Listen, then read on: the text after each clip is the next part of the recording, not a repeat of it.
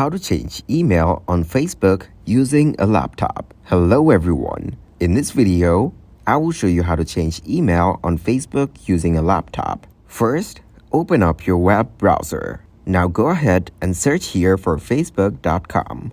Make sure you're logged in with your account.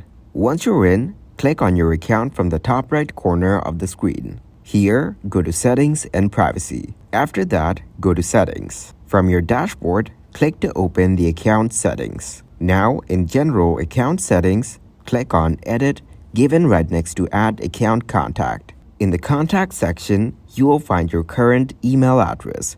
If you want to add another one, click on Add Email Address. After adding your new email address, you just need to delete the previous one. Doing this will update your email address. Also, check out our video on how to delete a Facebook account permanently without a password.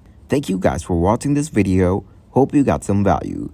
Make sure to like the video and subscribe to the channel to get notified for new videos. See you in the next one.